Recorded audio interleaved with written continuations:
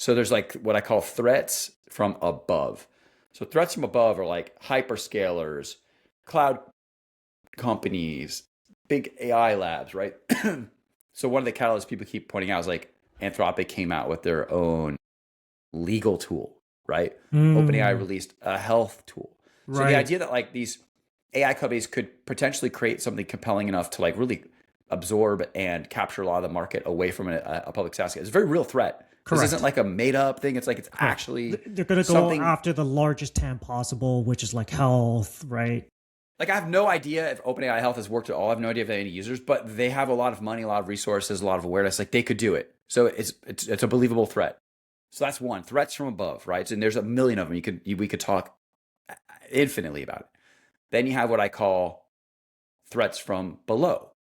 Threats from below are all of these amazing SaaS and AI companies that you and I love, right? All these founders we talk to, all the events I go to in San Francisco.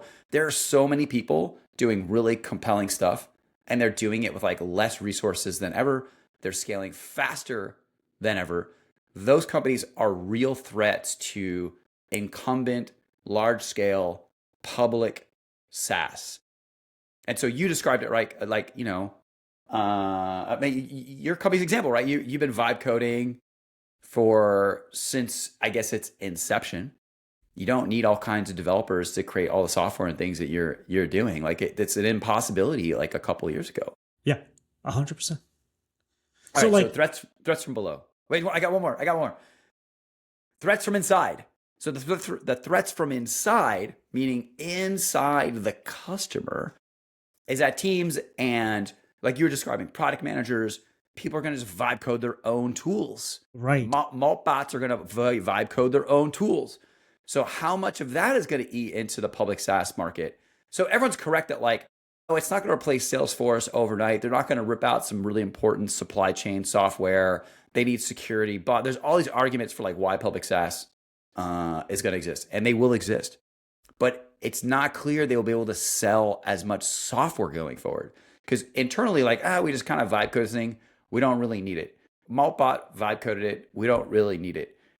We've got the last piece about the threats from internal is like, because of like vibe coding, because they could do this, they employ less people. If they employ less people, Salesforce, Cloudflare, they potentially going to sell less software. It's typically sold on a per seat basis. Not all of them. Like Snowflake doesn't necessarily sell like that. That's it. They might just not need as much of this stuff. And so that might be the real catalyst to like why the stock sold off is you had massive layoffs at a lot of companies, not just Amazon. And those layoffs have continued since, like, say, a year ago, and they're going to continue going forward, right? So tech looks like it's just going to employ a lot less people. Like, yes. Like, I've seen estimates that say like 1 million people have been laid off, like overall.